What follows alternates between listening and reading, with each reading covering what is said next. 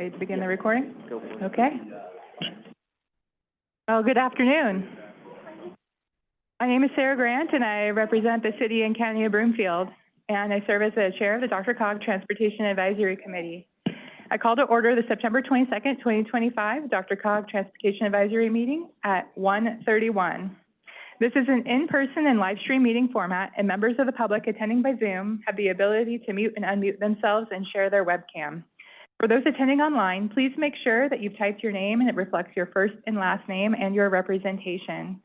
We ask that those intending to speak use the raise hand button to ask questions or comment on an agenda item.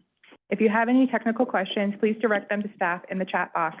As a reminder to members and alternates here in person, please press the unmute button on the bottom of your mic stand and be sure the light on your microphone is on and you're prepared to speak. Please speak directly into the microphone so your voice will amplify. I do ask that you please announce your name and your representation when asking a question or making a comment for the record. During the business agenda, TAC members and alternates can speak or ask questions, and members of the public may speak during public comments. DRCOG is sending around the sign-in sheet. Please do sign.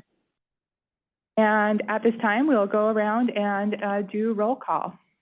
And we'll start over here with David Gaspers. David Gaspers, City and County of Denver. Justin Begley, City County of Denver. Alex Haderett, Boulder County. Carolyn Clam, DRCOG staff. Zeke Lynch, Douglas County. Tom Rife, Town of Castle Rock, Douglas County. Larry Nemo, City of Castle Pines, Douglas County. Tim Kotzer, Arapahoe County. David Krutzinger, City and County of Denver, Dottie. Chris Quinn with RTD. Jordan Rudel, CDOT Region 1. Lisa Sakata, Environmental Interest Special Seat. Rocky McSalka, City of Wheat Ridge, Jefferson County. Frank Bruno, via Mobility Services. Grex, DRCOG. Alvin Vidal Sanchez, DRCOG staff.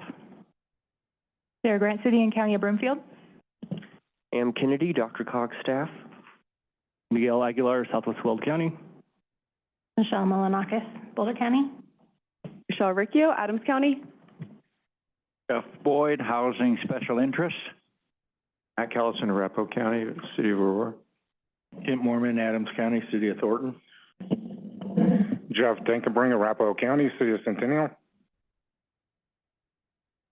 Ellie Van Bruggen, City of Arvada, Jefferson County. Mike Bicker at Lakewood in Jefferson County. Christina Lane, Jefferson County. Hillary Simmons, Older Adult Special Interest. Brody Ayers, Aviation Special Interest. Garrett Slater, City of Boulder, Boulder County. Great, thank you, everybody. At this time, I'll pass it over to Alvin to introduce some new members. Thank you, Chair. We only have one membership announcement to make this afternoon. Cami Edson with the City of Longmont has been approved by the Boulder County Subregional Forum as their third alternate. She'll fill the seat vacated by Phil Greenwald. Alvin, and welcome, Cami. We'll now move on to public comment, and the comment is limited to 3 minutes. If you've joined by Zoom, please raise your hand by pressing the raise hand button, and we'll call on you to begin speaking. If you join by phone, please raise your virtual hand by pressing *9, and we'll call on you by the last 3 digits of your phone number, and staff will unmute you. You will have 3 minutes to speak, after which we will ask you to wrap up, and your line will be muted. As a reminder, after public comment, only TAC members and alternates will be able to partake in the discussion regarding each agenda item.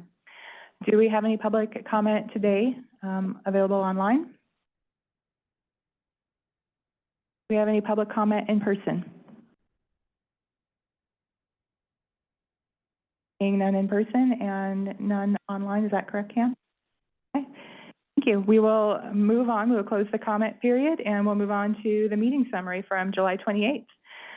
Is there any discussion, corrections, or questions about the July 28th, 2025 Transportation Advisory Meeting Summary?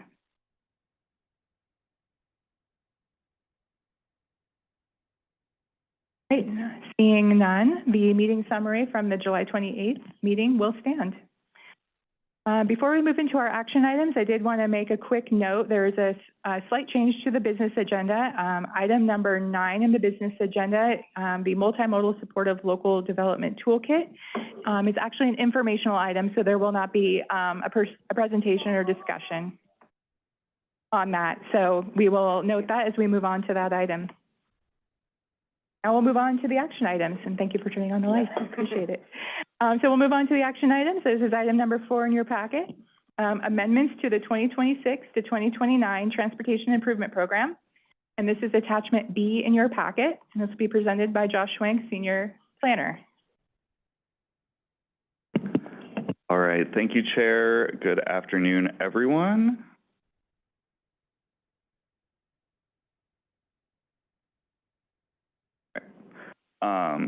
So the proposed amendment to the Transportation Improvement Program for you today is actually related to the second commitment in principle, which the DRCOG board made back in 2008 to the Fast Tracks corridors. So a particular amount of funding was set aside for each of the 11 corridors. Over the years, 9 of those have drawn down their funding, and this afternoon able to bring you the 11th corridor. So there was $771,000 set aside for the Central Corridor extension in the city of Denver, and Denver and RTD have brought a joint letter to us, which should be included in your packet, proposing to use that funding for a vision and alternative study for the Central Corridor. So the proposed amendment to the TIP would be to take that funding out of the second commitment in principle TIP project and place that into a new project for the Central Corridor extension visioning and alternative study. Happy to take any questions that folks may have. Otherwise, I do have a proposed recommendation available for you here on the screen and in your packets. Thank you, Josh. Thank you for that overview. You have any comments? Yes, go ahead, Mr. Rafe. Just a quick question for confirmation that this is the remaining funding of the $50 million that was previously approved for the RTD fast. Yes, so this is just the remaining funding that was within that TIP project. So that funding was set aside back in 2008. It's been drawn down over the years. This is the remaining $771,000 that was still within that project. Thank you.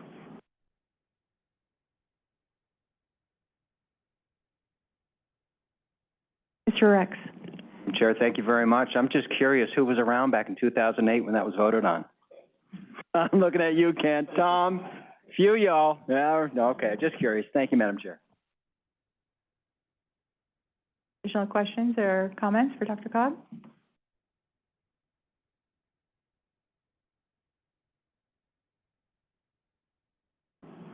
Mr. Rice. I'll make a motion to approve as proposed.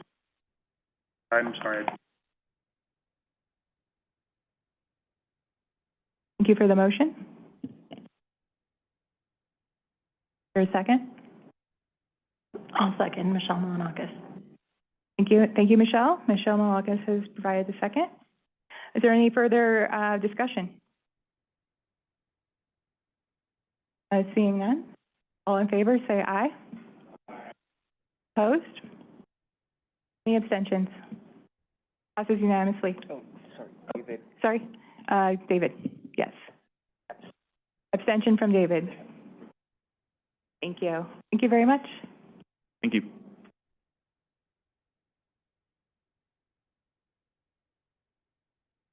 The second action item for today of 3. This is item number 5, Transportation Demand Management Set Aside Program. This is attachment C in your packet. And this will be presented by Steve Erickson, Division Director for Communications and Marketing from DRCOG.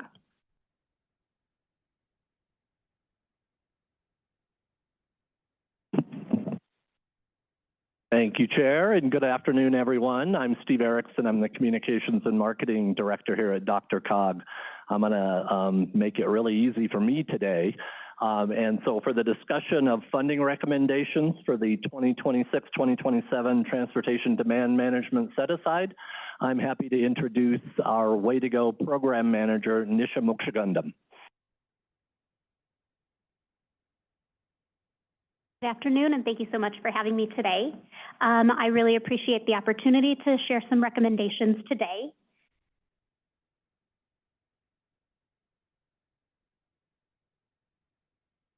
All right, my name is Nisha Mokshagundam, and I am the Way to Go Program Manager. Way to Go is a partnership between DRCOG and 8 Transportation Demand Management Associations, and together we cover the 9-county Denver region. And the primary goal of our program is to reduce single occupant vehicle use to improve traffic congestion and improve air quality. We also administer the Transportation Demand Management Services Set-Aside, and that was established by DRCOG's Transportation Improvement Program. And this funding specifically is allocated toward projects that reduce the number of single occupant vehicles on the road through marketing, education, and outreach. Project applicants are asked to show that their project proposal will result in a decrease in the number of vehicle miles that are traveled. And again, they must show this, that they would do it through marketing, education, and research. Past projects, for example, have included feasibility studies, communications initiatives, for example, highlighting infrastructure and facilities that would be useful for residents and commuters. The 2-year funding cycle, which covers 2026 and 2027, $1 million was available to distribute to project applicants, plus $95,000 of returned funds from a past TDM services set-aside cycle. And applicants were required to submit an early letter of intent to establish basic project parameters, and then DRCOG staff then worked with those prospective applicants to refine project scope in order to bring them into alignment with the goals of the set-aside. Finally, applications were submitted and then scored by a review panel. And so the review panel consisted of both internal as well as external stakeholders. We had panelists from DRCOG, both in the communications and marketing, as well as on the transportation planning and operations team. And then we asked panelists from 3 external agencies, CDOT, the Regional Air Quality Council, and a TMA outside the DRCOG region to also assess the applications and rank and score them. Criteria included potential VMTR, so that was really the primary criteria that we looked at, or the most important one was, will this project reduce the number of vehicle miles traveled? But we also looked at things like, is this project replicable? What makes it unique? And we also determined whether there was effectiveness to the funding. So I'll show you quickly an overview of the process. So you can see here is the timeline that we followed, both the applicants as well as the review committee. So we kicked off the application process in May when we hosted a mandatory application workshop where we walked people through the process and talked through criteria and eligibility for the set-aside. As I mentioned, we did ask panelists to submit a letter of intent. We received those on a rolling basis, and as we got those letters of intent, DRCOG staff worked closely with all of these project applicants to find ways to strengthen the proposals. After the applications were due at the beginning of July, DRCOG staff, as well as our external panelists, reviewed each of the 7 applications. We spent about 2 weeks deliberating and discussing, and ultimately recommended that all 7 proposed projects be funded. So in the next 2 slides, I'll walk through each of the projects that we assessed. And if you would like to follow along, you do also have some descriptions within your packet. And I'm also happy to answer any questions you might have at the end of this deck. So Transportation Solutions is a local transportation management association and a Way to Go partner. So their proposal seeks to target workers in Cherry Creek with information about alternatives to driving alone. This project is timely because it's going to coincide with an influx of commuters traveling into the community where parking minimums have been reduced. Northeast Transportation Connections is also a Way to Go partner and Transportation Management Association. And their project proposal would seek to evaluate strategies and look into long-term funding to provide multimodal options to travelers using the 61st and Peña and 40th and Airport stations. Solutions, which is also a way to go partner, will use set-aside funds to support a new development in the Northwest region near US 36 and Broomfield RTD station. Tenants will receive linguistically and culturally relevant education materials, highlighting alternatives to driving alone. We've also got a proposal from Boulder Chamber and Transportation Connections, which is also a TMA partner, and they have proposed an education and outreach initiative to promote neighborhood EcoPass. This program is timely because it supports Senate Bill 25-161 transit reform, which requires greater promotion of RTD's PASS program from RTD as well as TMAs. The Denver Regional Mobility Access Council is seeking to expand its existing multimodal travel training. And the funding that would come from the TDM set-aside will really increase the scope in terms of identifying who are underrepresented people that can be targeted with training, and will also identify members of underserved communities, including older adults, to educate them on alternatives to solo driving. Community Cycles in Boulder is trying to use set-aside funds to develop a communication and awareness campaign to highlight the US 36 multi-use path for bike use and champion use of a new bicycle infrastructure, which is under construction on the Highway 119 bikeway. And this would help commuters who are traveling from Longmont to Boulder. And then finally, the Downtown Denver Partnership, which is also a way to go TMA partner, is looking for funds to develop a media campaign to promote multimodal transportation for commuters who work in downtown Denver.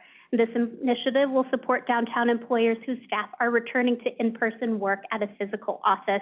And just a little bit of detail here, through research, DDP found that about 27% of commuters who are driving alone live within 5 miles of their downtown workplace, and so feel that there is a really strong option for them to use transit, bike, and other multimodal modes. So based on the strength of each proposal and alignment with the goals of the Transportation Demand Management Services set-aside, the committee has recommended, or the review panel rather, has recommended that all 7 projects be funded. And here is the proposed motion before you. Thank you, Nisha. Thank you for that overview. Any questions or comments for DRCOG staff?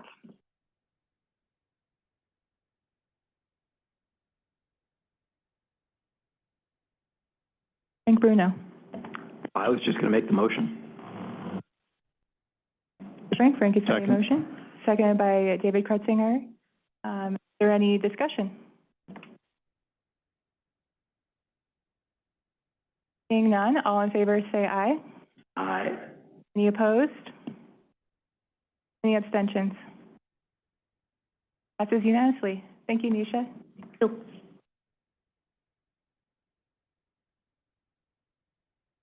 We'll move on to item number 6. This is the final action item for today. This is the Transportation Improvement Program Programming Year Adjustments, Attachment D in your packet.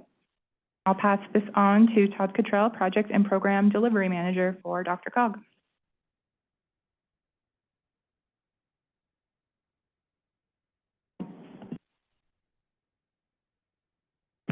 Good afternoon, everyone. So I was back here last in April with this item, and we thought things would go somewhat smooth. And so 5 months later, we're back here. Things are okay now, but things have changed since we first brought this to you. So back in April, we had this grand plan of how to program federal fiscal year 28 funds. And one of the ways to do that would be to shift the years of the TIP and then use the waiting list process to sort of fund FY28. Well, not more than a week or two after that conversation we had at the April TAC meeting, that sort of, the bottom sort of fell out of that. We were notified of both federal and state funding reductions. And so we did spend the few months after that trying to figure out how to best approach FY28 and to program that next TIP cycle. So why are we here in the first place? Well, it simply comes down to is the TIP implements the regional transportation plan. That is backed up by federal law, and DRCOG does that essentially through our TIP applications where we have integrated the RTP investment priorities into those. Historically, both of these documents, it was not on purpose, by the way, both of these documents have been very close to each other. In a logical fashion, the RTP, or the most recent version of an RTP, should be adopted first, and then you can use the TIP call for projects to implement those RTP projects. That's how it's supposed to go. And sort of, we've had some very unusual cycles in the last 8 to 10 years. Things haven't lined up perfectly. So we found ourselves in a situation where if we continue down this path, you know, Evan and his team working through the RTP, that's slated to be adopted in approximately a year. Well, our call for projects for the next TIP, 28 through 32, would sort of overlap that. And therefore, we sort of wanted to separate those two documents and make sure that RTP was going to be adopted before we went forward with any sort of TIP call for projects. So 2 recommendations, very similar to what we were talking about in April. The first one hasn't changed. So our first recommendation would be to shift the next TIP cycle. Instead of covering FY 28 through 31, we would shift it to cover 29 through 32. Like I said, this would allow the RTP process to continue and to be fully adopted before we begin those next call for projects. Probably within the next few months, we will come back to this group. We will start kicking off those TIP policy discussions for that update. Hold those call for projects in 27, and then finally in 28, kind of go through that process to create the document, the public review process, and finally adoption.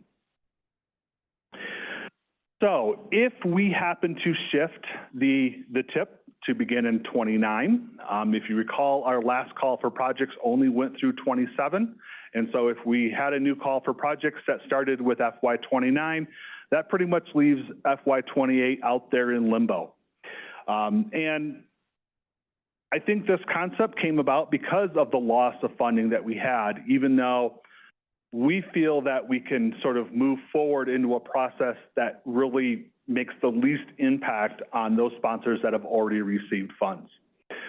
So sort of the first recommendation out of programming FY 28 would be to essentially continue the existing set-asides, fund them through 1 year of additional funding, and that would be $11.5 million in federal funds. This next item is something that we do every 4-year TIP cycle. We do it behind the scenes. The typical amount is somewhere in that $5 to $7 million range.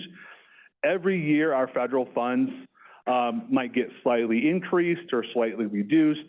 Usually, we're able to sort of cover that internally with the funding that we already sort of have set aside for these projects, because when you program funds, funds are not obligated right away. It usually takes some time. There is an offset.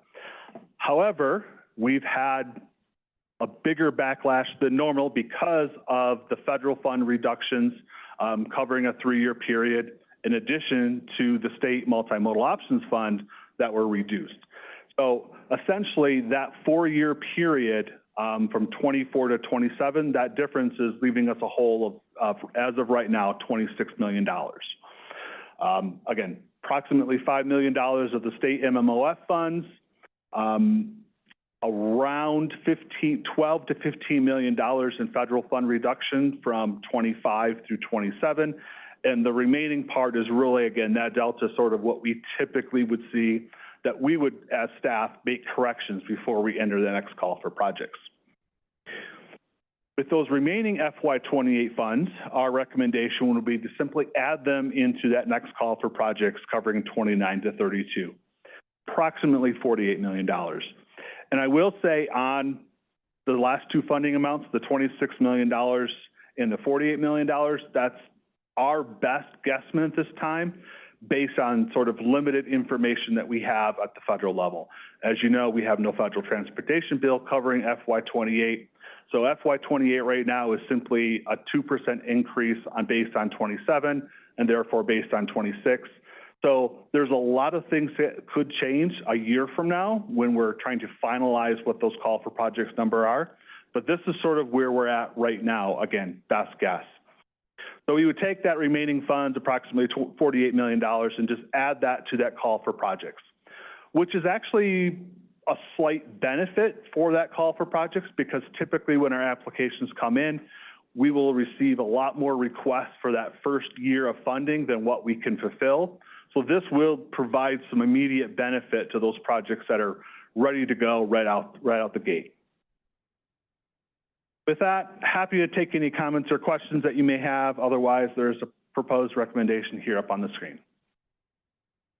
Todd, thank you for walking us through these recommendations. Any questions for the DRCOG staff? Kent Mormon, or wait, sorry. Want to say something? Mr. Mormon. Okay. Todd, thank you for the presentation, and I think it's a good solution. My question comes, CDOT every 2 years updates their TIP, and we bring it through here for like the 26 to whatever. When the 28 comes, will we still be doing that same thing with CDOT? Yeah. So how does that work into this? Yeah, don't lose that fuzzy part. No, the state actually does an annual STIP, statewide transportation improvement program. So typically we don't see that, but that we've had discussions with the state, and they sort of agree with this approach. Instead of DRCOG adopting a TIP every 2 years, this next cycle there would be a 3-year gap. Thank you.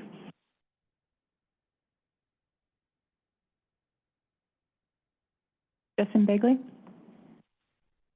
Thank you. 2 questions, and I'll start by saying I support the recommendation, but I'm going to ask this anyway. Based on this, the earliest any new TIP dollars would become available, except for the set-asides, would be October of 28, right? That's correct. Which is good. That's information I'll relay to others who've been wondering. How does this, I know we're trying to align it with the RTP, and it largely does, but we're having an issue right now identifying staging periods for our RTP priorities, and we have this early staging period of 25 to 29. And so can you help me understand how to think about the projects we'd want to put in that bucket if, you know, if projects with a lot of local funding, things that we could hope to accomplish in that time period? So I'm just trying to see how maybe it's not quite aligned in this early staging period, but that's maybe not really the intent either. That question makes sense? Yeah, no, I understand. So let me go back to the existing TIP policy for a second. Again, this doesn't exactly apply, but it would apply from the last call for projects. Essentially what we said, if it was in the current staging period, RTP staging period, you could construct, but if you were in the next staging period, you could have pre-construction funding only. Now, again, that was the last policy. So I would envision if the RTP is going to have a staging period that ends in 29 and then kicks off after that, I think we would have to adjust the TIP policy to make sure we've got coverage within these TIP years. Not knowing exactly what that language would be, but I think we would have to be very careful in how we construct the language in the policy to make sure that we can have construction of sort of that first 2 staging periods, or something to that effect. 100%.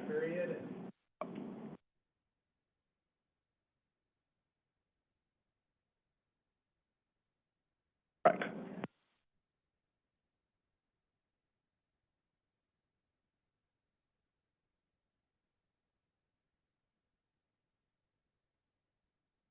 Well, questions or comments for DRCOG?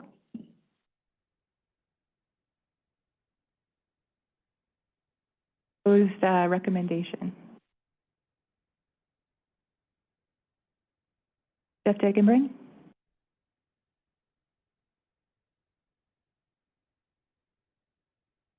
Obviously, we're having problems with this microphone.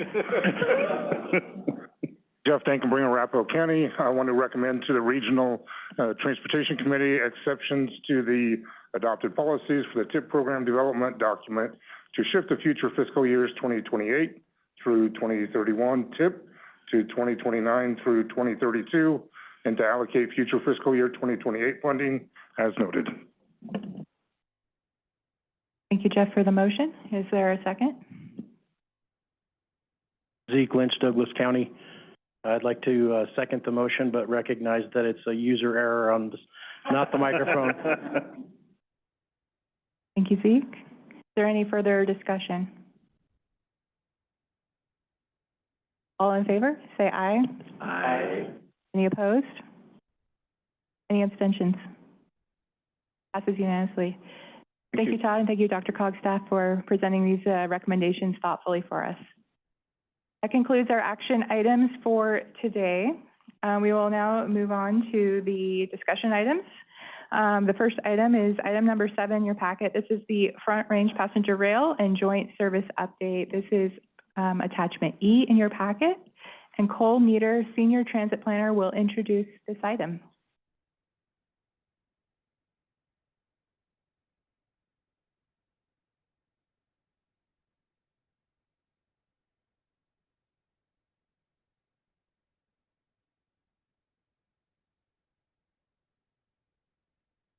Good afternoon, everyone. My name is Cole Meter. I'm DRCOG's Senior Transit Planner.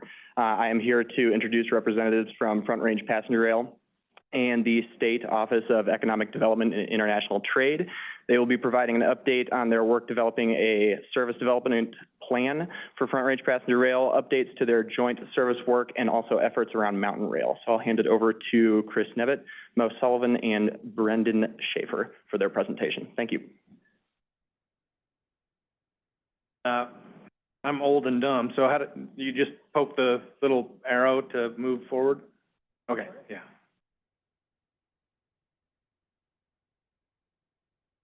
So, it's nice to be here. Thank you. My name's Chris Nevitt. I'm the chair of the Front Range Passenger Rail District.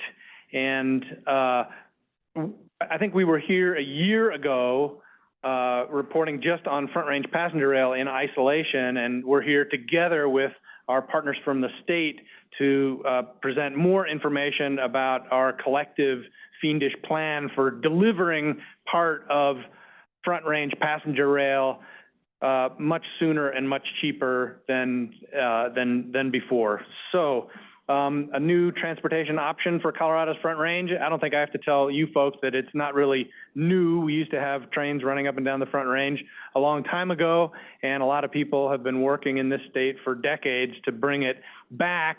Front Range Passenger Rail is here to do that.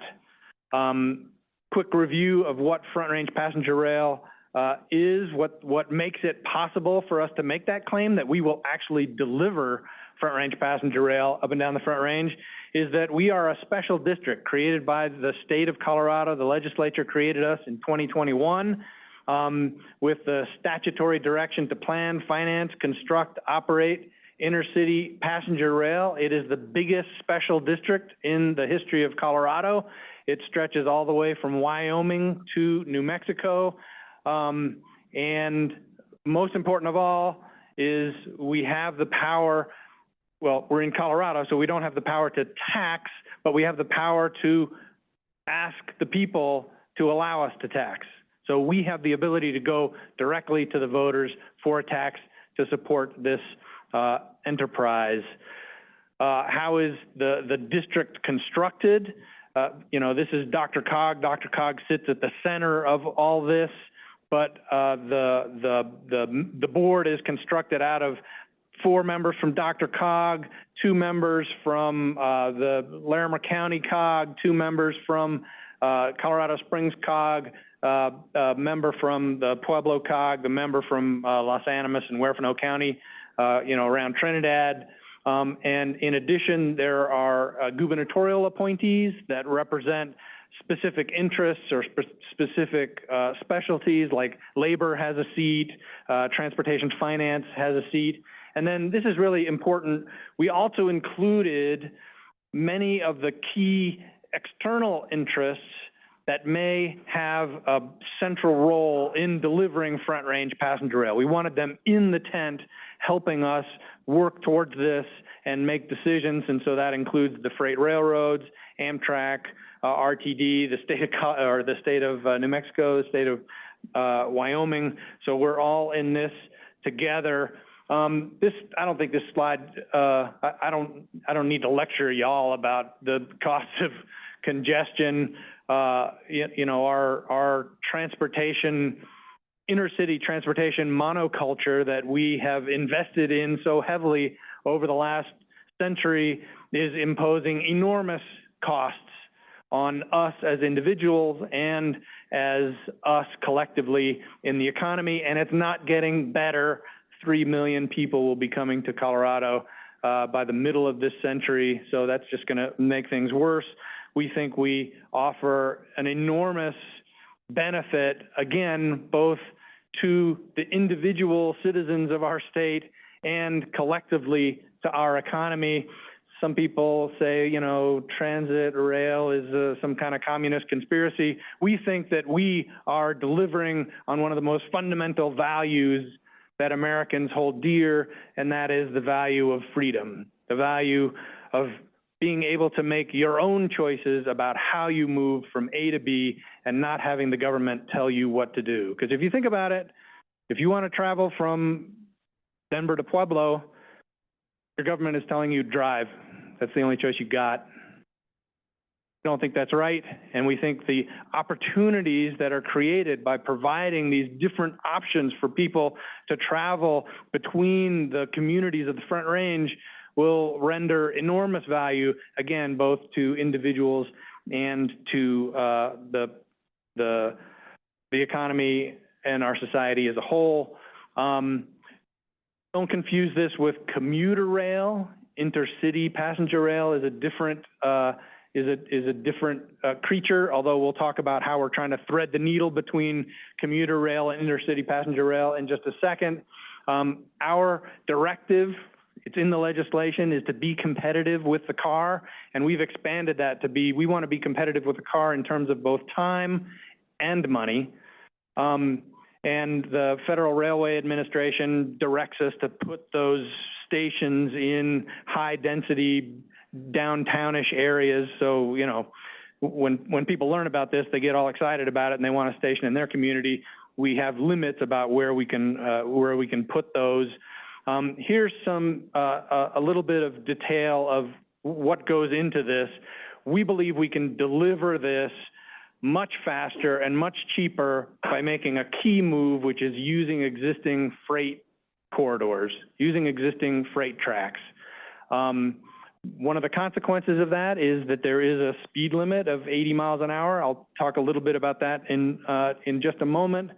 But by using existing freight rather than building all new track, it makes it dramatically cheaper and makes it a lot easier to deliver much faster. We're aiming to get up to 10 round trips a day up and down the Front Range.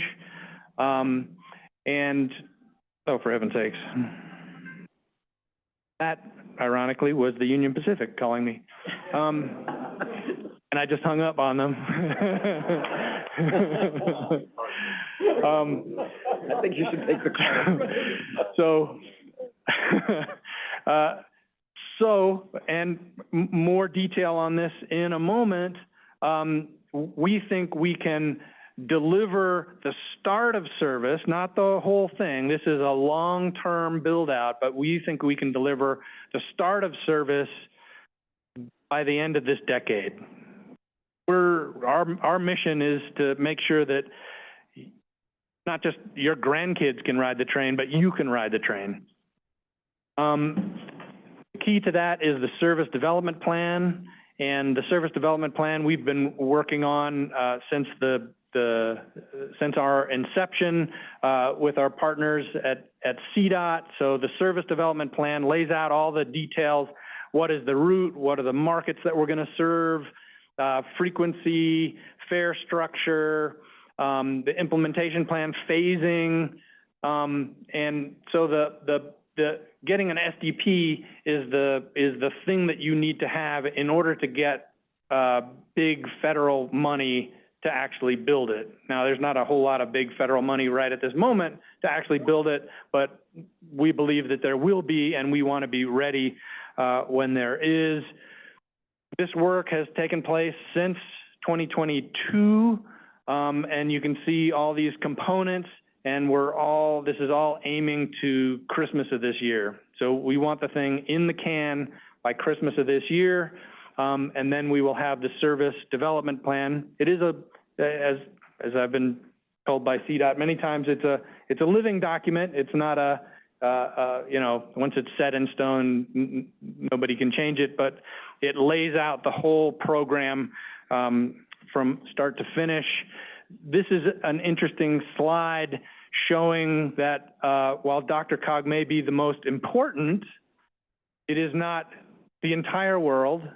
A little over half of all the trips that we anticipate being on Front Range passenger rail will be to and from Union Station, but only a third will be in the northern Front Range and not have anything to do with Denver. About a sixth in the southern Front Range and not have anything to do with Denver. So this is not just about moving people in and out of Denver. This is providing a transportation option throughout the Front Range for people to travel between communities in the Front Range, even if Denver is not their destination. This is the thing about the speed. So 80-mile-an-hour speed limit is set by the condition of the track and the geometry of the curves. This is, again, a consequence of using the freight rail corridors. We could go faster if we built dedicated track. We could go faster if we made big investments in changing the geometry of that track. But this is the benefit that we would get from that.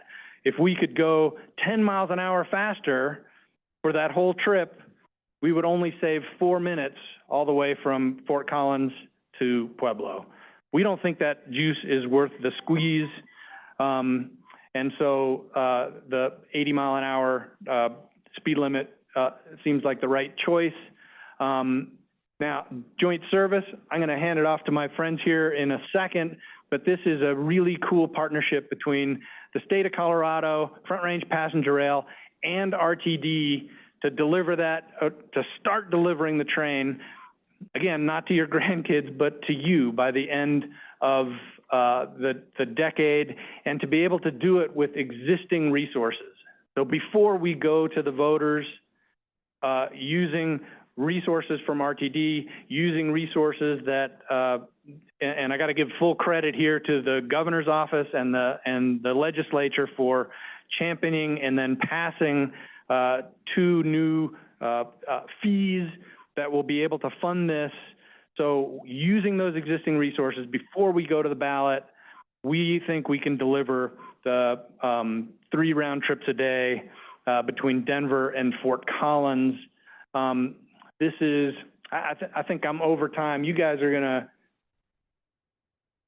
just keep hanging yourself? Is that what you're, okay. There's really sort of a 4th column that ought to be here, and that is the original Fast Tracks program. The original Fast Tracks program for Northwest Rail is literally financially impossible at this point. RTD did a peak service study very recently that showed that just between Denver and Longmont, hitting the 10 stops that were in the original Fast Tracks plan, using existing Fast Tracks resources, they could deliver 3 trains coming in the morning, 3 trains going out in the evening. So a very Denver-centric service, but nonetheless a service, and they could deliver that by 2050. Again, delivering it to your grandkids is not our goal here. Delivering it to you is. Front Range Rail. It's fewer stops. It's all the way to, between Fort Collins and Pueblo, building up to a frequency of 10 round trips. But again, we have to go to the ballot to make all the rest of that possible. The joint service program is to use existing resources, the fees that were created in 2024, to take a few of the RTD stops out of the system, so it's more like intercity passenger rail, but add some stops in beyond what Front Range Passenger Rail was going to serve, and deliver that by 2029. So next steps. So Front Range Passenger Rail and joint service are kind of on now forgive the metaphor, but parallel tracks at the moment. So we're completing the service development plan. We need to get into NEPA. We want to continue building our coalition for eventually going to the ballot. And at the same time, joint service is going at it hammer and tongs, negotiating with the Burlington Northern Santa Fe Railroad, which controls the freight rail between Union Station and Fort Collins, financial planning for that. And no rail presentation would not be complete without the picture of the happy family enjoying the trip on the rail. So I am over time, but I'm going to pass it to you guys. And do you tee up theirs? Okay.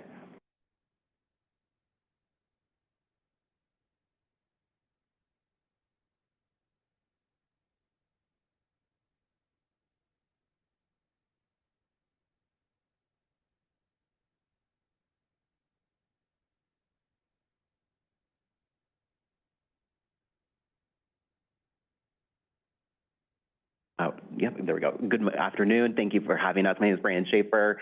Thank you to Jacob for inviting us to also join FRPR and Chair Nevitt for their annual update to you all. I'm here today as a special advisor on passenger rail and transit with Mo Sullivan from CDOT as well, who's the Assistant Director of Passenger Rail, just to briefly talk about, from the state perspective, from where we're working, why we're doing passenger rail, what Mountain Rail and the interplay has here on the Front Range actually, and then also just discuss joint service from a state perspective as well. So I'll just get started here on the rail agenda, but really led by Lisa Coffin, who's the governor's former chief of staff and has been with him since 2007. Myself, and then we also have CDOT and CTIO, the Colorado Transportation Investment Office, as our key partners, really leading the efforts on both Mountain Rail and joint service here on the Front Range. What's really exciting is on Mountain Rail, which is going to be passenger rail from Denver to Winter Park, and then eventually on to Steamboat Springs, Craig, and Hayden, is that the first train we are aiming for November 1st of 2026, starting next year. This will be a phase 1 train from Denver to Granby, providing year-round daily service to and from Granby to Denver here. And then also, we have joint service on the Front Range. A starter service commenced by 2029, actually January 1st, 2029. So if you just picture New Year's Eve, 2028, staff will be working, everyone will be working to make the first train a reality. This really is designed to maximize the infrastructure improvements and really the collaboration and financing from all the partners at joint service to really leverage all of our funds, all the technical staff, all of the contracting that we can do concurrently together to get this starter service off the ground. And really, this is the building blocks in phase 1 of FRPR. I would also be remiss not to mention Mountain Rail, that the Moffett Tunnel access, or the access agreement for Mountain Rail was just signed May of 2025, and that negotiation only took 4 months to really get to that point, which is record time between a host railroad and a passenger rail agency seeking to commence service. So we are excited about that. And then also, we have begun negotiations with BNSF just last month to commence joint service by 2029 as well.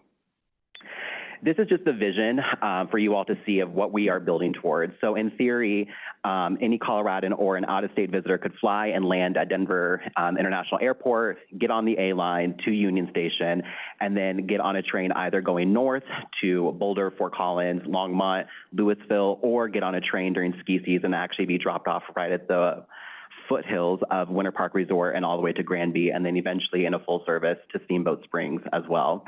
So this is really these are 2 transformational rail projects that the state is leading concurrently and will transform really the transportation across the state and regionally, which is really, really exciting. So this is the grand vision that we are working towards, and what's really exciting is that Mountain Rail is already underway, and we're getting that started today, as well as joint service with RTD and FRPR at the table.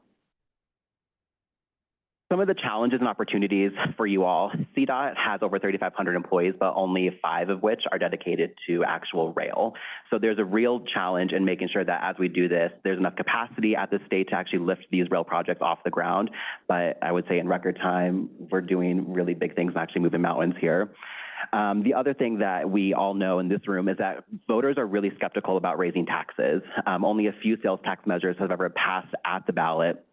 And so we are trying to bring down the cost, almost like a down payment on FRPR, Front Range Passenger Rail, by initiating joint service with state revenue and leveraging RTD's sales and use tax for the fast tracks portion of this project.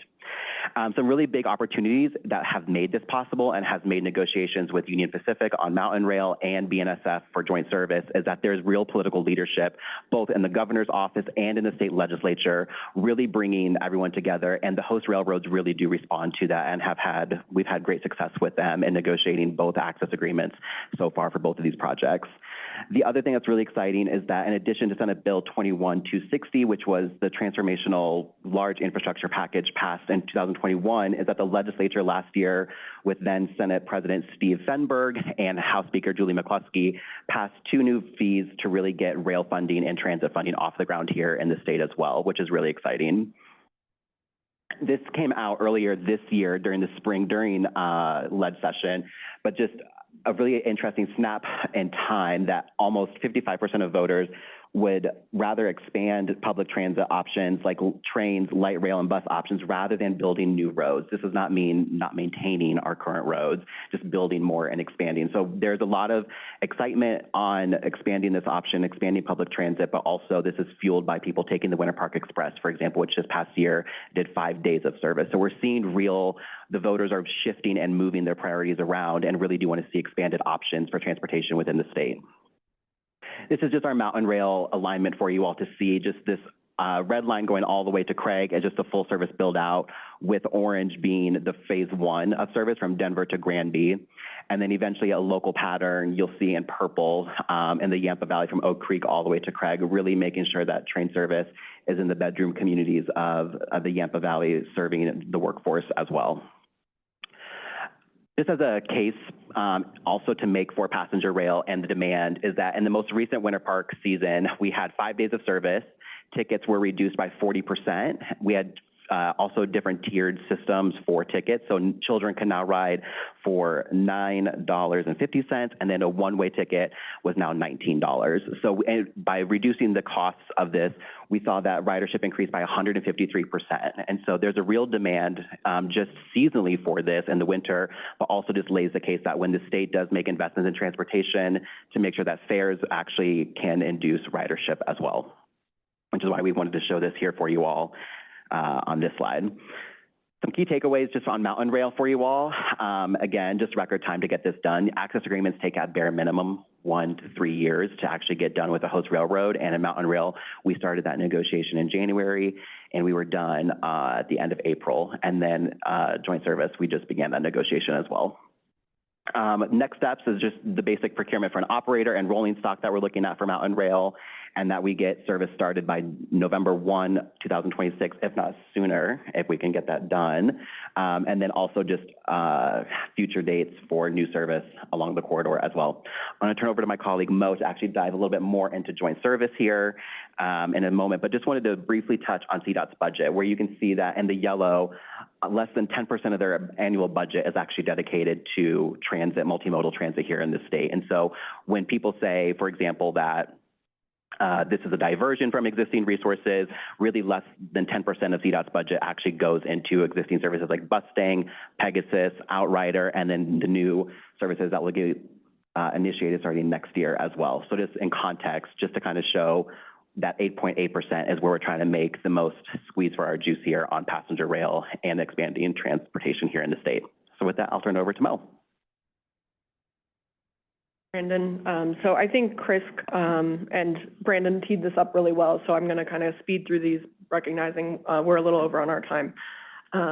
So joint service basics, you know, as Chris really mentioned, this is an effort to bring everyone to the table that's looked at and studied this corridor and wants to deliver passenger rail and has existing resources to dedicate to this project to determine what can we do now to leverage all of that work that's been done and all of those resources to deliver service faster to all of these constituencies.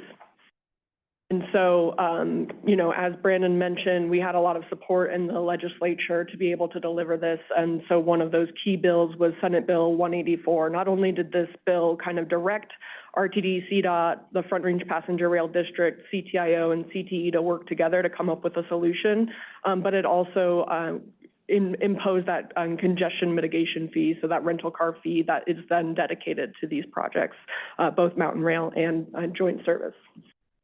Similarly, the oil and gas fee was also passed in 2024, and there's 20% of that funding that is dedicated to rail projects. So using the resources from that and Senate Bill 184 as kind of the state's piece of their contribution to joint service.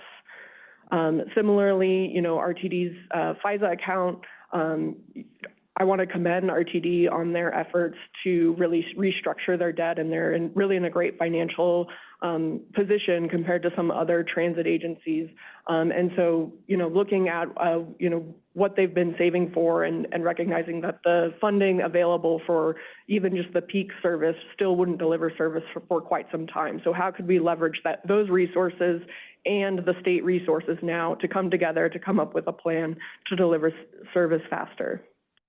And so I think Chris did a pretty good job of kind of covering the differences between kind of joint service, peak rail, and front range passenger rail. But joint service is really kind of bringing together these two ideas, leveraging the study and the work that's already been done to, figure out how can we deliver 3 round trips from Denver to Fort Collins and make sure that we're serving all of those communities, not only that we're being, proposed to have stations as part of the RTD's work, but also front range passenger rail, recognizing some of their, statutory obligations to make sure that it's car competitive, but making sure that some of those other communities that were supposed to have rail service based on that fast tracks passing in 2004 are not missed. And so in terms of next steps, all of these entities adopted an IGA in June of this year. And that allowed us to kick off negotiations with BNSF for a passenger use agreement. This is kind of the farthest that any of these efforts have ever gotten in terms of actually negotiating with the railroad to determine, how we could access and utilize that infrastructure and work with them so that there can be passenger rail on it. And so those negotiations kicked off last month and are ongoing. We do hope, the goal is to kind of wrap those up this winter. And that, that is what we did for Mountain Rail with Union Pacific. So we're optimistic that we're able to hit that timeline. And then the next step from there would be each of these entities adopting a financial plan. The negotiations with BNSF will really give us more solid numbers, and so that's why the financial plan will come after the negotiations are done. And then in 2026 through 2028, really working up until New Year's Eve, as Brandon said, of 2028 towards implementation. So identifying rolling stock, operator, identifying what capital projects need to be done and completing those, and testing for revenue service, and then launching service in January of 2029. So key takeaways just from the state perspective, we're trying to find innovative ways to leverage existing resources and infrastructure to deliver passenger rail and other travel options to the state of Colorado. And so, I think we're really seeing that with Mountain Rail and the progress that we've made there already. And then certainly that's the goal with joint service and making sure everyone's all the entities that have worked on that corridor for so long are at the table and working together towards a common goal. And then it kind of outlines some of the next steps that I just mentioned. But certainly it's not all sunshine and rainbows ahead. There are challenges ahead. And so I think the next big step is, making sure we have a successful negotiation with BNSF, and then making sure all of these entities adopt the same financial plan and are on board for that so we can work towards implementation for joint service. And so I encourage you to all stay engaged as we continue to progress this work, and appreciate you inviting us here today. And I think we'll turn it over for questions for any of the three of us. Thank you. Thank you, Chris Nevitt, Brandon Schaefer, and Mo Sullivan. Thank you for that thorough presentation. You have any questions? Matt Mormon. So to make this work, do you anticipate having the tax actually passed by that time, or is this something that can be done before the tax passes? Yeah, so I should have made this really clear. Joint service does not envision any additional taxpayer revenue to get started. Tom Reese? then just to follow up, sorry, Tom Reif with, Douglas County. Just to follow up to that, then, are you still looking to go to voters in November of 20? I'll defer to the district on that. So our current plan is to go to the voters in '26 for the '26 election. There's a lot of figuring that goes into that. There are enormous ballot costs, so you have to pay every county to get onto the ballot. So there's a lot of work between here and there, not a lot of time, but we're trying to figure that out. But the important thing about joint service is that, you know, if we go in '26, we will be able to then move towards building out the whole thing over time, you know, all the way from Pueblo to Fort Collins. But in the meantime, joint service is delivering with none of that additional revenue on getting that train just as soon as possible. January, I love the idea of January 1 of 2029. Yeah, so that's, we hope that becomes a guarantee, and then going to the voters will make it possible to deliver the whole thing.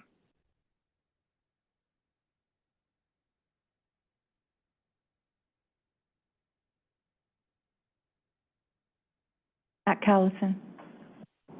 Thank you. A couple questions. Appreciate the presentations, Chris, as well as your entire team actually working on this effort. Very interesting. Trying to get a grasp on, in terms of the types of trips being served on for the joint service at the get-go, and any estimates on costs. Chris talked about being competitive in terms of speed. Let's talk about being competitive in terms of trip costs, time, and thank you. Yeah, so different from kind of the Northwest Peak study, joint service is envisioning 3 round trips. So, you know, morning trip each direction, afternoon trip each direction, and evening trip each direction. Some of that will be subject to the negotiations with BNSF about when they would allow passenger rail on their alignment. For example, they do require like a 4-hour window for maintenance to occur, and so we have to honor that. But so that's the plan for how joint service schedule would be different than kind of that commuter rail traditional, where RTD was looking at 3 trips in the morning into Denver and 3 trips from Denver in the afternoon. So that way it serves kind of multiple trip purposes, right? People could still use it as a commuter option, but also a travel option for those where that midday trip makes more sense for whatever their travel purpose is. So we think there's a higher, higher audience that it would serve because of that, you know, more times throughout the day that you could take it in more directions. And costs on here to Fort Collins to Boulder, et cetera. Yeah, so a fare policy hasn't been adopted, but a lot of the modeling that we're using is, one, looking at how so Amtrak has a model, but then also looking at how the state leveraged some of that Senate Bill 184 money to draw down the fares for Winter Park Express this past season. So using that as kind of a model, and then also our busing services, using some of those fare estimates, but again, no fare policy has been adopted at this point. Thank you. One thing in there, so Mo's right, no fare policy has been adopted. Nonetheless, at Front Range Passenger Rail, the board discussion we haven't adopted an official policy, but you can think about fares as fare policy as maximizing revenue or maximizing ridership. And across the board, our preference is to maximize ridership. So that's not free fares. Actually having a fair price, F-A-R-E price, helps direct people who want to take the train to buy the right ticket. So having a price signal is important, but keeping the price low enough to maximize ridership, that's certainly what we want to do, and I think that is what the state wants to do as well. I'll just verbally confirm for anyone that that's consistent with the state as well. Garrett Slater? Garrett Slater, City of Boulder, Boulder County. Could you just talk a little bit about, so bringing the joint service online by 2029 at no additional cost, does that trade-off entail any reduction in busing service between the North Front Range communities, between Denver and like Fort Collins? Because the state's making major investments in these mobility hubs along I-25, and just curious about the sort of the interface between bus staying service and the joint service. Yeah, great question. So not at this time, and it's separate, you know, we're using separate state revenues to fund these projects, so we're not dipping into kind of busing funding or anything that's planned for those projects at this point. It's separate funding to fund this from the state level.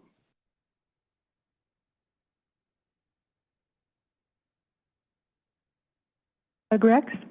Thank you, Madam Chair, very much. Doug Rex, DRCOG. First of all, thank you also very much for being here. Appreciate the presentation. And I know you're going to be giving a similar presentation to the DRCOG board here later on this month. I want to say that both Brandon and Lisa Kaufman have been very good with their time with regards to making sure that DRCOG staff is in the loop on the latest developments. So thank you, sir, so very much, and pass that along to Lisa. We also have quite a bit of representation on the Front Range Passenger Rail board as well. Chris Nevitt, for example, who now chairs the Front Range Passenger Rail Commission. If you don't know, is a former city councilman with the City County of Denver and a DRCOG board member back in the day. He's one of our reps. Also, Mayor Joan Peck from Longmont, Mayor Pro Tem Sarah Normella from Westminster, and Deborah Mulvey, council member, City of Castle Pines, are also DRCOG's reps on that. And also Boulder Commissioner Claire Levy also serves on that as a appointee of the governor. So I just want to make sure everybody knows that we do have adequate representation on that. I did have a question about the joint service, and I'm sure you've looked at models around the country and how that could work with Class 1. Like TRE comes to mind. I'm sure you've explored several examples. Are there ones that really stand out, or one? Yeah, so great question. A lot of this came about with, and this was prior to my time at CDOT, but my understanding is that through conversations with, you know, transit leaders and experts. So for example, Deborah Johnson was consulted and pretty instrumental in this strategy and approach to joint service and being able to deliver it based on her experience throughout the country and the industry. And so really leveraging that experience from elsewhere and to kind of bring this idea to the table to get service going. Rice? Sorry, just thought of a new question here. In the joint service, adding those 3 additional stops, Louisville, Broomfield, will that fulfill the fast tracks obligations? I can't speak to that. I feel like that's a great question for RTD. But, you know, I'll also mention that adding in CDOT is performing the, kind of overseeing the service development planning effort for Front Range Passenger Rail efforts. And so as part of, you know, as Chris mentioned, it's an iterative and living document. And so part of, you know, a year ago, joint service didn't really exist. And so now that it does, we are incorporating kind of joint service and those stops in the service development plan for Front Range Passenger Rail going forward. So it is, joint service isn't separate from Front Range Passenger Rail. It is kind of the start to kind of that full build out and that full vision of Front Range Passenger Rail now. But in terms of the fast tracks obligation, I think that's a question for RTD. Any further questions? Add to Tom's question. The question really also at the end of the day is, will the communities want service by 2029, which is what joint service proposes, or the peak service feasibility study, which is a model that's not going to be delivered until 2045. And so that's one of the considerations to make here for the board and for RTD to also look at, and then also just stakeholders along that corridor to also be invested in that answer to of what the board will do for this project. The other thing too is that joint service, to the study phase alone, has already brought down the cost on RTD side of the project as well. So their peak service feasibility was about $52 to $56 million a year. Now that's operation and debt service combined. And in this model that we have, we brought it down to about $41 million for the RTD portion of that revenue to fund joint service, whereas the state would provide the other half of that from state revenue. So that's what we're looking at right now. So also just want to add that to the comment.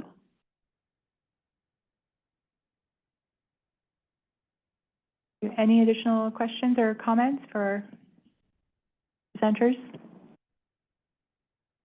Thank you, Chris. Thank you, Brandon. Thank you, Mo. Really appreciate your time coming down to the DRCOG TAC today, and really appreciate the update. There's a lot of work that's been done and a lot of work in front of us to get to January 1st, 2029.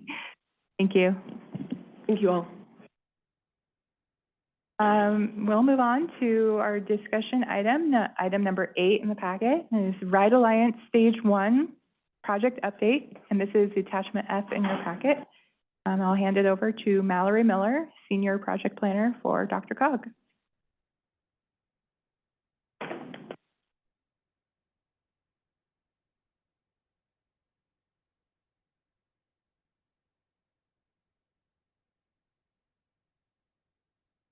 Hi, everyone. My name is Mallory Miller. I'm a Senior Project Manager here at DRCOG, and I'm excited to talk with you all about Ride Alliance and share some updates on where the project is at. It's been about 7 months since we presented to this committee, so thank you for having us back today. And just as a quick refresher, Ride Alliance is a long-standing project in the Denver region. I think this started back in 2009.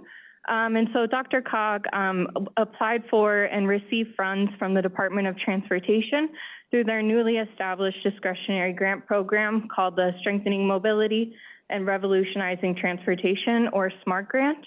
The SMART grant awards innovative transit projects across the nation. It's a 2-stage grant opportunity, with stage 1 focused on piloting projects, so it's a shorter term grant, and then stage 2 grants are focused on implementing those projects at scale. So projects must receive stage 1 funding in order to be eligible for stage 2. So DRCOG currently has a stage 1 SMART grant. So why Ride Alliance, and why is DRCOG bringing this project kind of back to life and still, working to make this a goal, so many years later? Well, last year in 2024, there were almost 12,000 trip denials from DRCOG contractors. So this data just comes from 4 transportation providers in the Denver metro region. So that is almost 12,000 times an older adult couldn't get to the grocery store, couldn't get to the doctor's office, or wherever else it was they needed to go. Right now, there is no coordination between transportation providers. So the burden is on clients to understand what transportation options are available to them, how far in advance they have to call the schedule, what types of trips this transportation provider offers, if they need to pay to use that service. All of that is put on clients to navigate. Additionally, a lot of transportation providers also have a wait list for their services. And the reason why so many providers have wait lists is because by 2030, Colorado is expected to see a 27.8% increase in the older adult population. So that means 1 in 5 people will be over the age of 60. So this is an unprecedented demographic for Colorado, and we are one of the most rapidly aging states in the entire nation. And so in the current state of the region, in order for providers to work more closely together to try and reduce those trip denials, the only way for them to coordinate would be through using proprietary APIs. So for example, let's say the Area Agency on Aging Transportation Program wanted to coordinate trips with Via Mobility and Broomfield and RTD. They would need to build a custom API to connect with Via, a custom API to connect with Broomfield, and a custom API to connect with RTD. In turn, Via would also need to build a custom API to connect with the AAA, Broomfield, and RTD. So without a coordinated system to help connect all of these different transportation providers together, it becomes really expensive, and there's kind of a limit to how many providers would be able to coordinate with each other through the proprietary API route. And so Ride Alliance aims to make it easier for providers to coordinate services by developing the Trip Exchange Hub. which is a coordinated system for exchanging trip and client information using transactional data specifications. And so what this does is create a no wrong door approach for clients seeking services. And so now clients would only need to contact one provider, share their trip and, client details, and even if that provider couldn't perform the trip, they could submit that information to the Trip Exchange Hub for another provider to claim. So the client's burden is significantly reduced by not having to memorize all these different transportation providers' phone numbers and service restrictions, and the burden is reduced on providers as well, as only one staff member had to take down that trip and client information. The Trip Exchange Hub model allows us to maximize available resources in the region by having a centralized location for maintaining transportation data. So we can see in, more real time, what are the trends, where are clients needing to go? Can we establish a new circular, going to this grocery store since so many older adults are needing to go there on this day? It also allows providers, to pick up extra trips and fill empty seats on their vehicles. Additionally, the Trip Exchange Hub makes it easy to eliminate the silos that a lot of providers experience by having funding that restricts them to serving a specific service area. So, human lives, we are not dictated necessarily by the county we live in. A lot of times we need to travel across counties to access medical services. And so the Trip Exchange Hub, makes it easy to coordinate these type of multi-stop trips. And so in this graphic on the right, it shows what the Trip Exchange Hub model looks like to allow multiple providers to connect into each other into the centralized system and be able to seamlessly exchange trip and client information. So as we have restarted this project, we have inevitably run into some challenges, with the top three being what's listed here. So the biggest one is stage 1 grants are limited to 18 months, so it's a really short period of performance. And about 6 months of this 18 months was spent going through, the grant procurement process, hiring someone to lead this project, and then going through the RFP process to get consultants to assist with the development work. So we've really only had 12 months to get this project, off the ground and running again. And it doesn't allow a lot of time to kind of, really resolve other smaller challenges as they come up along the way. One of the other challenges we faced that we anticipated was scheduling software companies lack incentive to adopt transactional data specifications. So transactional data specifications are a type of data standard specific to human service transportation providers. A data standard is like, for example, the airline industry adopted data standards a couple decades ago, and it's what allows websites like Google Flights, Expedia, and Kayak to exist, because now you can go onto that website, put in, your flight details that you want, and see all the different options and times and prices available to you. So transactional data specifications work to bring that same data standardization to the human service transportation industry. So there is not a lot of incentive for these private scheduling software companies to adopt a data standard. Instead, a lot of them offer proprietary solutions for coordination, meaning they want transportation providers to all buy their product and, buy into their ecosystem in order to coordinate with other providers. Transactional data specifications allow providers to continue using whatever software works best for them, while still being able to connect into the Trip Exchange Hub to exchange trip and client details. The last kind of biggest challenge this project has faced is just kind of the time that passed between when Ride Alliance last had funding and now. So in that 4 years, a big event happened, the COVID-19 pandemic. That really kind of altered the human services transportation landscape in the Denver region. 4.5, 5 years ago, one of DRCOG's biggest transportation providers was the Seniors Resource Center, who provided volunteer-based transportation.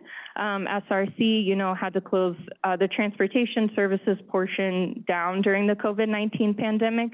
And since then, DRCOG's Area Agency on Aging has established their own transportation program, which relies heavily on rideshare type of providers like Uber. And those types of on-demand services were not in the original Ride Alliance model. Additionally, a lot of the development work done the last time the project had funding was specific to a software called Route Match. Route Match, ended up becoming obsolete during the last grant cycle, and so therefore a lot of the development work done last phase had to kind of be redone this grant cycle. So we had anticipated a lot of those changes, but it was a little bit more significant than once we got started. In spite of these challenges, we are still on track to meet or exceed the goals we stated in our application. So just as a refresher, these are the 4 primary goals we included in our application. So we aim to secure memorandums of understanding from transportation providers agreeing to participate in the pilot of the Trip Exchange Hub. We also wanted to upgrade the Trip Exchange Hub to be compliant with transactional data specifications, to have enhanced reporting capabilities. We needed to update the user interface because, again, it was built towards Route Match, so we had to redo that. And then we wanted to make it possible for clients and providers to directly book trips in the Trip Exchange Hub. Our last 2 goals were we wanted to integrate the Trip Exchange Hub with other systems, meaning other scheduling systems and reporting systems. And then we want to pilot the Trip Exchange Hub functionality with at least 1 transportation provider. And so, excuse me, as of today, we have completed significant work towards these goals. So we have reformed our stakeholder work group and gotten folks back together to begin discussing this project and how it should look in the current state of the region. We have secured MOUs from the North Front Range MPO, RTD Flex Ride Program, and Via Mobility Services agreeing to participate in the pilot of the Trip Exchange Hub. Additionally, DRCOG's Area Agency on Aging will be participating in the pilot, but we don't need an MOU with them. And then we also have completed pretty much majority of the development of the Trip Exchange Hub, which is incredible. So it is TDS compliant. It is open source, meaning other agencies or other parts of the nation can replicate this model. We have updated the reporting capabilities. We're also still exploring adding in like an AI report chat box, which means providers would be able to go in and say, I need data on all trips completed in Douglas County for the last 6 months, and the AI chat box would just produce that report for you, which is really cool. And then we've completed the updates to the user interface. Additionally, we are scheduled to, test the integrations with providers as well as all the Trip Exchange Hub updates this October, so just a week and a half away, and we're on track for testing. So in addition to meeting the goals we've stated in our application, we also have kind of some bonus things that we're anticipating we'll be able to accomplish this stage. So one of those is we're exploring an API integration with Uber Technologies. This is thanks to the Area Agency on Aging's contract with Uber.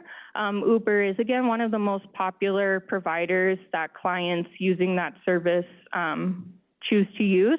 And so we're looking to build a direct API connection from the Trip Exchange Hub to Uber so that we can seamlessly exchange trip data with Uber. Additionally, because we had anticipated that private scheduling software companies would be unwilling to adopt those transactional data specifications, we have developed 2 alternatives for transportation providers to connect into the Trip Exchange Hub. So one of those is through something called middleware. Middleware is similar to an API in that it's a tool to connect different softwares together. And so the middleware that we've developed will translate someone's data to be transactionally data specification compliant to the hub. Additionally, we've developed a trip import tool, which is basically like a CSV file, so providers can manually enter trip and client information onto the CSV file and upload that directly into the Trip Exchange Hub. So even if we weren't, successful with finding a way for them to connect in through a more, technical mean, there is still a way for folks to participate through the CSV direct trip import tool. So for our pilot, we are on track to launch our pilot November 4th. And we're expecting to have that conclude in mid-December, right before the holidays. So our goals for the pilot are to test 100 one-way trips or, about 50 round-trip rides. We feel that this is a good volume to aim for kind of a pretty short-term pilot to really help us prove the functionality of the Trip Exchange Hub and those connections with providers. Our goal is to have just one single interregional trip between the DRCOG and North Front Range MPO regions. We also aim to have clients be 90% or greater satisfied with the services they received, and we'll be evaluating that through a telephone survey to the clients after they have completed their trips. We also aim to have 99% or 2 nines of availability for the Trip Exchange Hub. So this refers to the amount of downtime the Trip Exchange Hub has, or how frequently staff can't access the website and use its functions. So 99% is like roughly 14 minutes per day of downtime.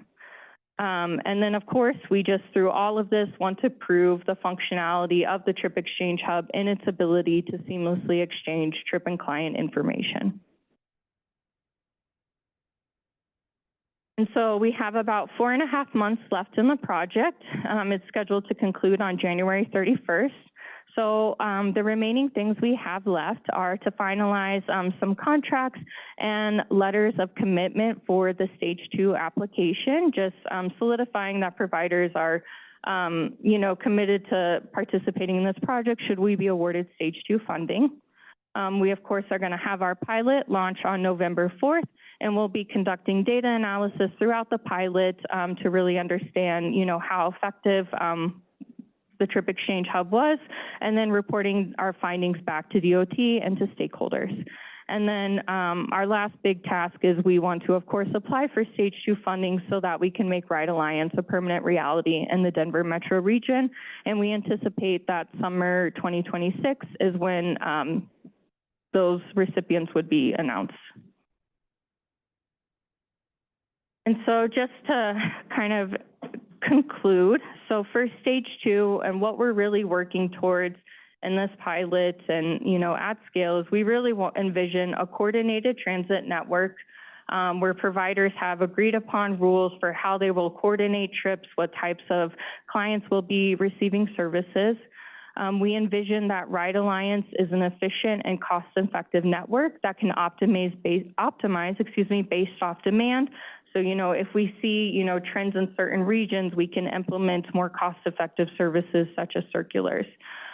We see that Ride Alliance will be a one-stop shop for transit services with the potential to expand to other service types. This type of, model of having a coordinated system that can exchange information is not limited to transportation. This could be expanded to, in-home vouchers or caregiver services or other types of service types. Additionally, at scale, Ride Alliance will remain a replicable open source model, so other parts of the nation can copy this as well, and with the potential for Ride Alliance to grow and become a statewide coordinated transit network. So at scale, the Trip Exchange Hub will remain compliant with transactional data specifications and be sustainable to change. So pretty lofty goals for Stage 2, but hopeful that we are on track to achieve those. Thank you. Thank you for this update, Mallory. Any questions from the DRCOG TAC or DRCOG staff? Thank Bruno. Not a question, just to add that thank you, Mallory, for the great presentation. In 2020, when Seniors Resource Center indicated that they would cease their paratransit program, VIA Mobility Services voted to take that over, and we've been operating that since July of 2020, and really trying to grow the number of rides. And Mallory is so right that despite our best efforts and funding, there's still gaps in what we call denials. I hate that word because it sounds as though we're denying someone by intention. And of course, all we want to do is add the number of trips we can possibly provide.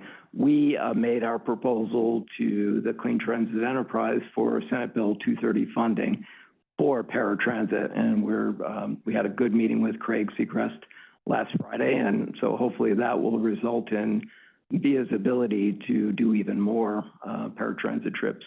And our service is door through door, something that is tough to get your head around these days, with, the rapidity of Uber and Lyft and other ride hailing where it's like, curb to curb and jump out and jump in. We actually take people into their homes, into their apartments, carry their groceries and do that sort of thing.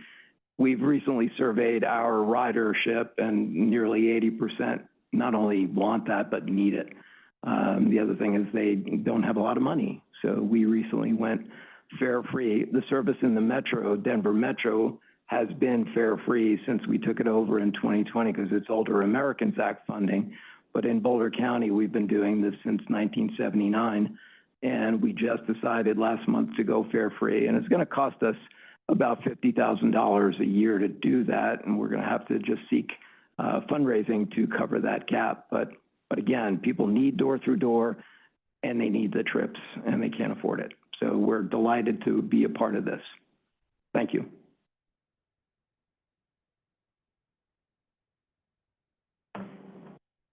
Questions or comments for Dr. Cog? Hillary Simmons. Just wanted to add another comment. Thank you, Mallory, for helping shepherd this work. A little help is part of the alliance as well, and looking forward, hopefully, to phase 2. But really excited for the potential to have this level of coordination, so we can, work more closely with VIA and other providers, rather than kind of the cold call hunt that older adults have to go on to work with each of us. We try to do it behind the scenes without the technology, and it's a challenge. So we're really excited for this option and opportunity to make these connections and make it so much easier for older adults so they're not kind of going down the rabbit hole of different providers. So thank you for continuing to shepherd this. David Kretzinger. David Kretzinger, City and County of Denver. Mallory, I also wanted to provide kudos to this and say by 2050, with the doubling of the over 65 population, that this is critical to transportation around the region. Without this, we're going to be in trouble. So it's great to see this moving forward. Thank you.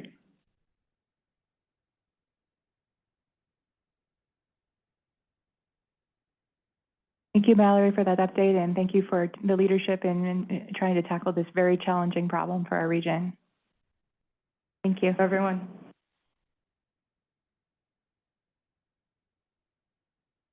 As mentioned earlier, item number 9 is moved down to informational items. That is the Multimodal Supportive Local Development Toolkit. So we will move on to our next and final discussion item, which is the Community Livability and Innovative Planning Set-Aside Call for Letters and Interest. This is attachment H in your packet, and this will be presented by Emily Lindsay, Program Manager, and Caitlin Service, Program Manager for Dr. Cog.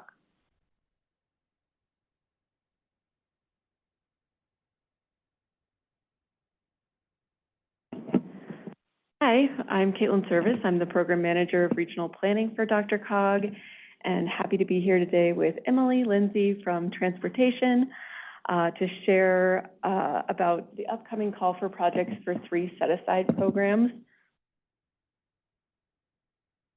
From October 1st to November 15th, DRCOG will be accepting letter of interest for 3 set-aside programs. How it will work is that local government staff, such as yourself, will submit a letter of interest, and then based on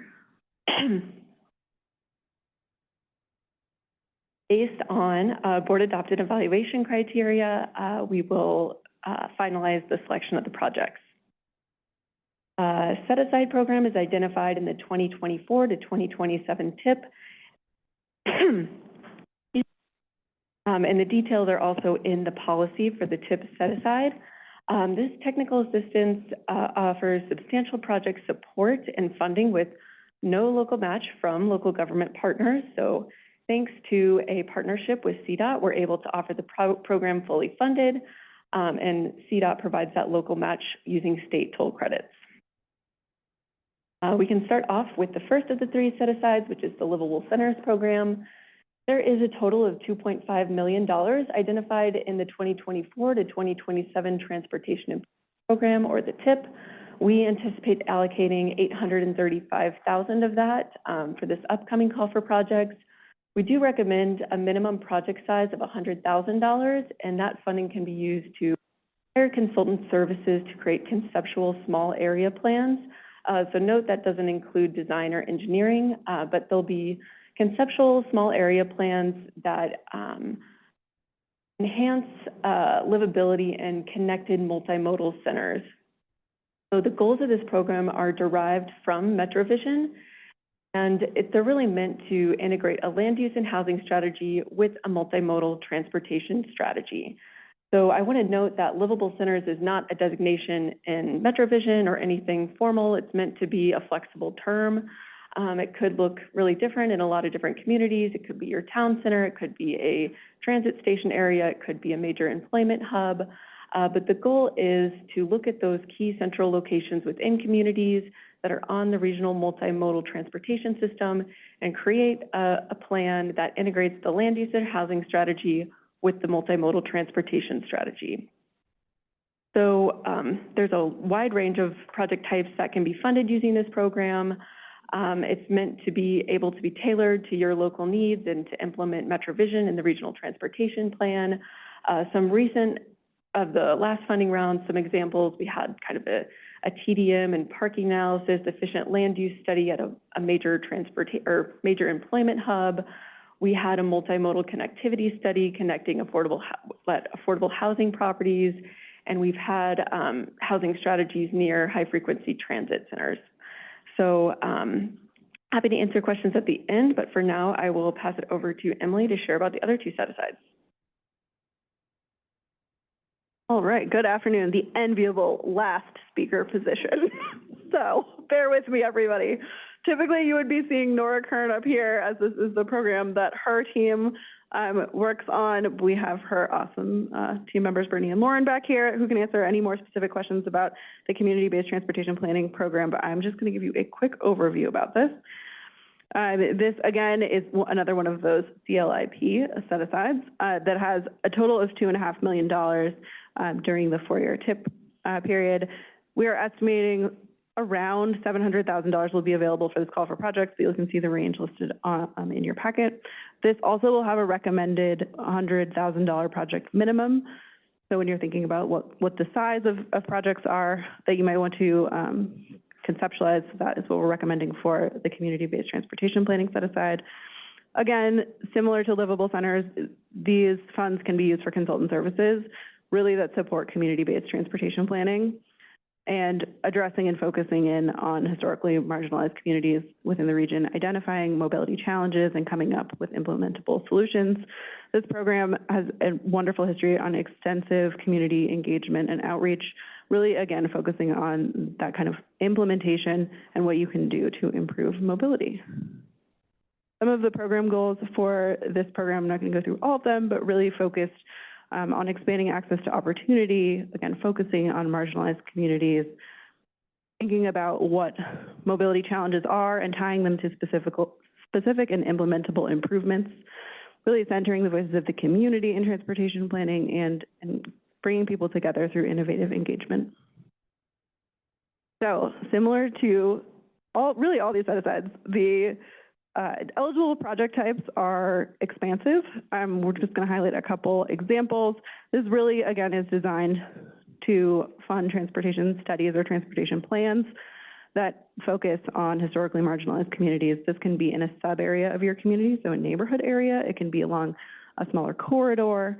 This can focus on multimodal transportation, first, last mile connectivity, transit, microtransit, school transportation we've done a project in, or a variety of other topics or some combination of all those.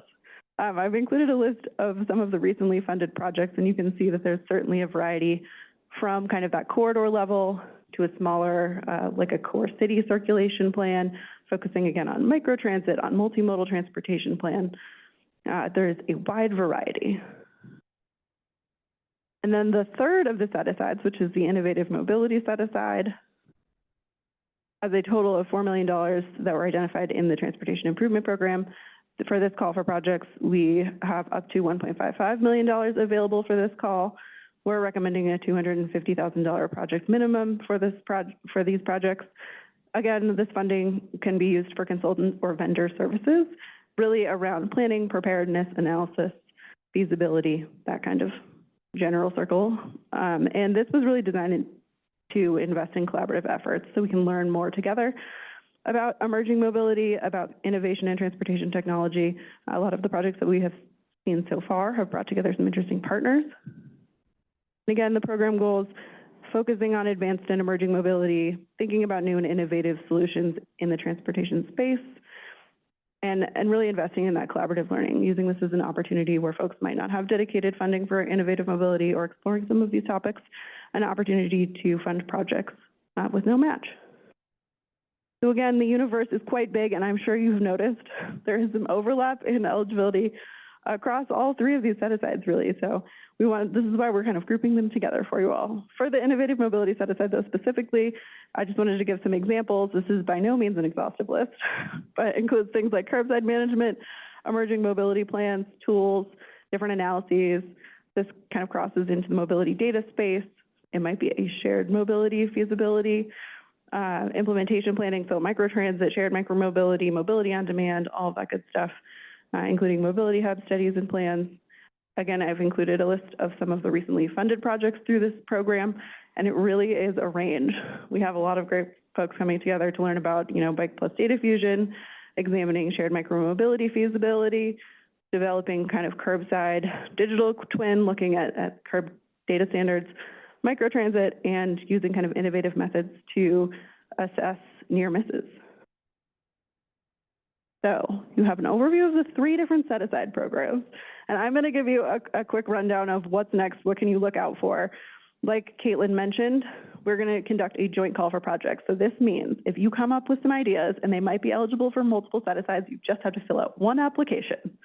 Check the boxes, you'll see the relevant questions, but we really wanted to reduce the barriers so that you all had the opportunity to submit your projects for consideration across a variety of funding types.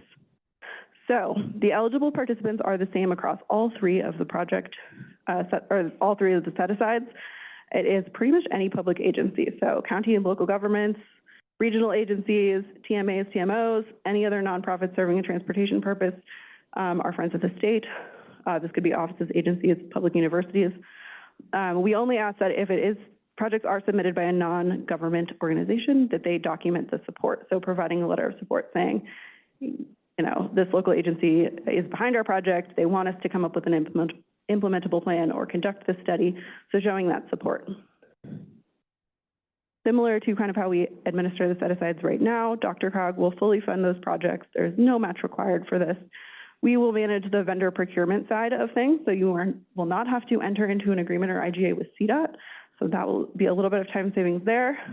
And the project sponsor, so whoever submits this idea, hopefully you all, will submit an agency commitment of support just in the form of a simple letter, really outlining your commitment to staff time to participating in things like monthly meetings, sharing data, participating in community engagement if that's part of the project, providing timely feedback, participating in the project, and really just being good local partners. And so, as Caitlin mentioned, we will open this letter of interest call on October 1st. So coming up here soon, we're going to host an informational webinar in mid-October. You can find more info on the drcog.org event calendar, but we will be getting this all out in an e-blast to your inboxes soon. Those letters of interest will be due in mid-November. Our project evaluation committee will be meeting towards the end of the year. We'll come back to you all, to the TAC, with a recommendation for projects to be approved, likely in early 2026. And then, like I mentioned, we kind of go through that vendor or consultant procurement process, and projects can hopefully kick off as early as summer of 2026. But we are certainly flexible and can work with folks if they're, if a later timing works better with a certain process, or specific kind of dates need to be accommodated. But I think the main thing to take away today is that we have more information on each of the set-aside programs in the joint call for projects that is an attachment to your packet for this item. It's also available online if you would like to check that out. We really would encourage you, if you have ideas, if you have an idea that might be good for one, maybe it's good for all three, just reach out to DRCOG staff. We're really happy to chat with you all before you submit your letter of interest. We are super excited to see your ideas, and the different opportunities that we can work with local governments in the region. But otherwise, we look forward to chatting with everybody that's interested at our informational webinar in mid-October. And we're here for questions. Thank you, Emily. Thank you, Caitlin. Thank you for the overview of the 3 set-aside opportunities. Are any questions? Oh, at Mormon. Will you be sending out a letter of interest application form with it? Not one that we have to go online, but one that's actually so we can see the questions or see what you're asking for each of them? Yeah, for sure. So we have an online form stack, which we're going to use to collect the submissions, but we do have a PDF of just the questions that are available, because some of the questions depend on which set-aside you're applying for. So we'll say, you know, for innovative mobility, there's 1 extra question and that kind of thing. So you will be able to access that, and we will provide links to that in the e-blast that goes out and announces this opportunity on October 1st. Just because sometimes it's easier to look at it and fill it out than copy it over. Absolutely. That is good feedback. Thank you. Thanks, Kent. Other questions? Thank you for that overview, and also appreciate the streamlined, if those are interested in more than one of those set-aside opportunities. Thank you very much, everybody. Okay, well, that concludes the discussion items. I just did want to call out again that as part of the informational items in your packet is the DRCOG Multimodal Local Development Standards Toolkit. That there is a memo as well as a presentation for you to take a look at your own time. If you have any questions, please do reach out to Cole Nieder, Senior Transit Planner, for any questions regarding that toolkit. And so we're getting close to the end of our agenda here. Are there any member comments or other matters to bring forward?